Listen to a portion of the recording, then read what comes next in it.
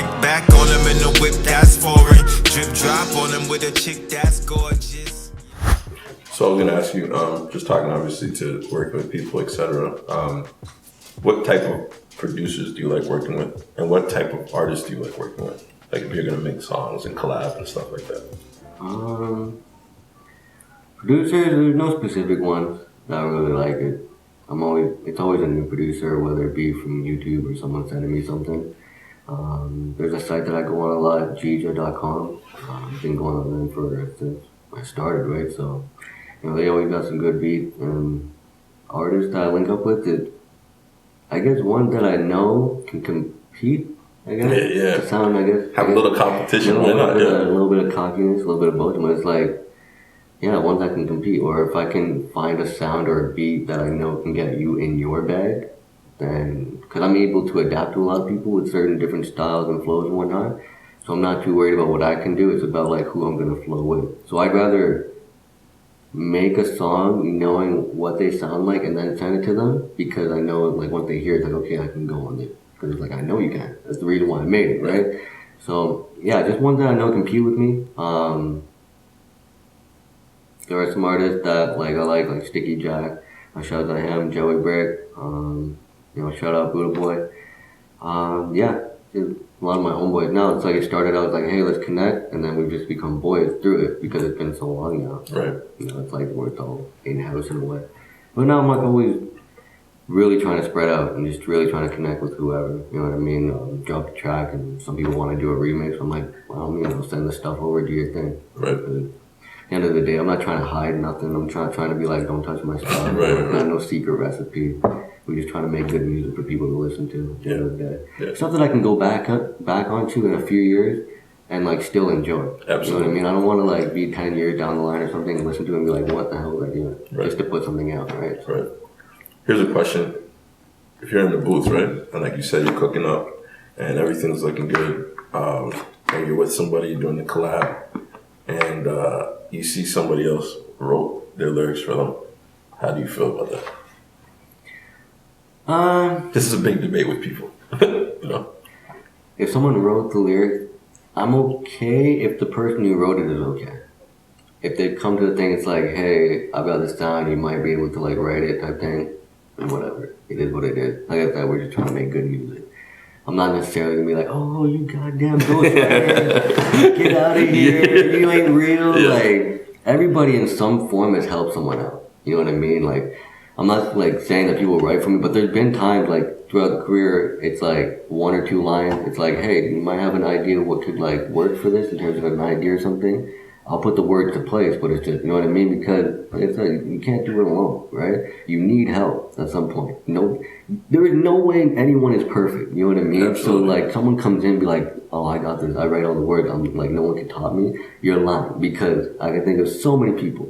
There's reasons why people are popping right now. It's because they're good at what they do. Absolutely. So, but if it's something that they've taken from someone, what are you doing? You know what I mean? What are you wasting your time for? If you can't write, it's going to show out eventually. You know what I mean? It's going to come to light. So if you can't write now, in 10 years, you're not going to be right then. So, that's true. Right? Unless you practice hard. But if you're taking lines now, I can't imagine what you're doing then. Right? So it really just depends on the situation. Absolutely. So speaking of lyrics, what do you usually, or where do you draw your inspiration from to write? And then what do you normally write about? What is your lyrical content? I mostly write about is just my desire to be somewhere better. When you come from, I guess for lack of a better word, just a shitty upbringing in some ways, and you don't have everything, just the idea of it can be motivation enough. And that's where a lot of my creative bag comes from, is just the pursuit of being on top in a way. So, and in the process of that, it's bigging myself up as well. It's selling the character in a way. So yeah, just having fun, punchlines, and bigging myself up, comparing myself in those kind of metaphors, and they're all just a goal into getting to a better spot. Right? And yeah, that's where I write a lot of stuff. Yeah, for sure. No, that's dope. And then in regards to budgets, talk about, because one thing we want to focus on is we want to obviously get to know everything you're doing, but we also want you to give advice to others. So talk about like what budgets are like to do what you do, how much money you got to invest, and the time, like obviously. Yeah. So when you're starting out, a lot of people, like there's these, for people that don't know, when you're buying beats, it's MP3 wave, and then track outs.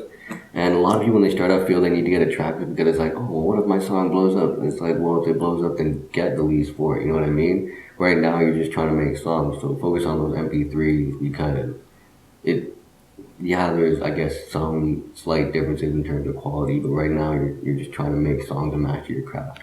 So focus on just getting those MP3s, or if you know someone that makes beats, start there. Because that first year, you're going to make stuff, and then after that, you're going to look back and be like, damn, if I had done what I know now. So don't focus too much on, in terms of spending so much to get those beats or spending so much to record it yourself in some crazy ass studio, because you're going to kick yourself in the ass when you go 2 years later and it's like, oh, I'm actually good now. Imagine if I had the resources that I spent it on in my first year, right? So once you start knowing where your sound is, where your bag is and stuff, that's when you can kind of branch out and, I guess, invest in what you're doing. I didn't actually like throw out a budget and like spend on an actual music video until like my 4th year, because really, like I said, you're practicing and I'm practicing and I'm trying to build up my craft. So until I know I'm ready, that's what I'll do. And I know that I got a song that'll do alright, then that's when I'll throw out a budget. And for videos, unless you have like real good, clear, steady income and you know the path you're on, because a lot of videos that are out today that you'll see on the 6 Buzz and Toronto rappers pages and stuff, those budgets are at least $1,000. Yeah. You know what I mean? And when you're trying to get out there, not everyone can just keep throwing that out unless you're actually out there. Right. So I guess focus on those, I guess, weird videos.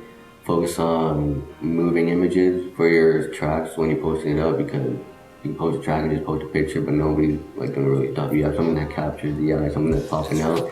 So yeah, focus on that. There's a bunch of apps that are out there to help you make little audio visuals. So just keep it simple, keep it basic, and focus on the music itself. When you know the music is there, that's when you start investing real big into the studio, the budget, the photo shoots, the videos, and then it'll really take off for you. Definitely. Back on them in the whip that's foreign. Drip drop on them with a chick that's gorgeous.